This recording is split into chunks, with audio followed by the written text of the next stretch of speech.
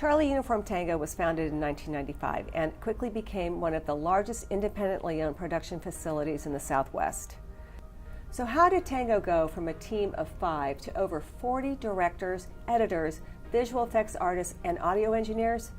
The short answer is Lola Lott, the company's co-founder and CEO. Today we are here at Charlie Tango to learn even more about this forward-thinking and savvy businesswoman. Well, welcome Lola, thanks for the interview. Thank you, Patty, I'm so glad to be here. So you and I have known each other for so long. We've been in the business, we've both been in this business for decades. How has it changed for the post-production industry over the years? Everything has changed, everything. Ad agencies have changed, who we market to, who we do work for has changed. The technology has changed from analog to digital to cloud to so many other words that I'm sure I've overlooked right now. Yeah, talk about your progression and how that all happened and how you really came to form Charlie Tango, which by the way is Charlie Uniform Tango, because I remember you coming to my office and saying, I'm starting a company, Charlie Uniform Tango, cut, C-U-T. And you're like, what's that? I'm like, oh, that's great, okay.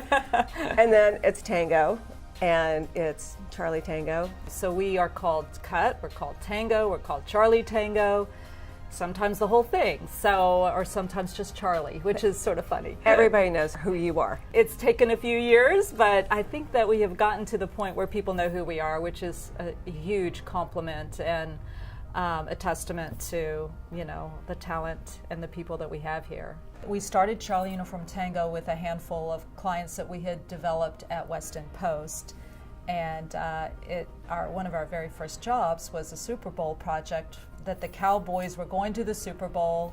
The spot was for Reebok. It had Emmitt Smith in it. Tell us the toilet story. Okay, that is a great story, I have to say. So we opened very quickly. I didn't have an office, so my husband, who had a casting facility, gave us his 2 corner offices, and in between was a bathroom, and we made that our machine room, and we taped the toilet shut, and we set the 3/4-inch decks on top, and we hardwired the 2 rooms through the bathroom, and that's how we were editing Super Bowl spots. That was one of many high-profile projects we were working on, and it just sort of kept growing from there, and we moved into our offices at McKinney and Hall, and we hired more people, and here we are in 2019 with 42 employees, an office in Austin, and a great office here at One Arts Plaza.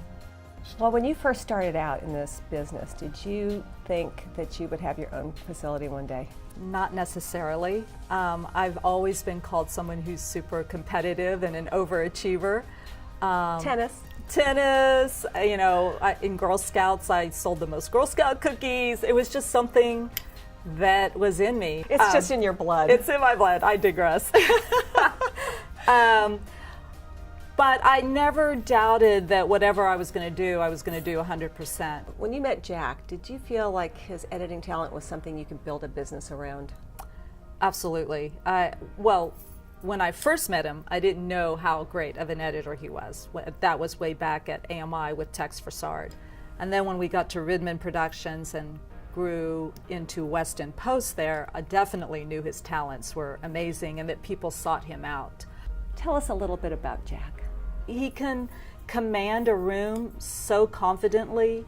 He has creative abilities beyond anybody else, I believe, in the Southwest for sure. He is the sweetest person that you could know. He'll risk life and limb for any animal to save them. What has been your biggest business challenge as a woman? The biggest business challenge was being a woman. When I was starting Charlie Uniform Tango, I needed funds to buy equipment and hire people.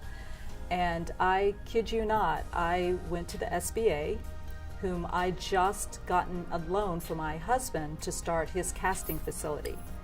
When I went to the SBA years later for Charlie Uniform Tango, they said, no, we thought you wanted $2,000 to $20,000 and not $250,000. I'm so sorry, we cannot give you a loan.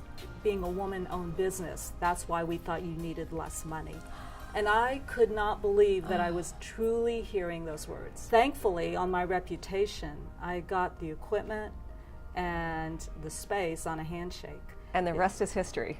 The rest is history. I wished I had recorded that conversation. So how has being a woman influenced the way you do business? I think my maternal instincts really play a lot into how I run this company and the decisions I make. Sometimes see good when maybe others wouldn't, or give people a chance when others wouldn't. I don't mean that my employees are children, but I care for them that way.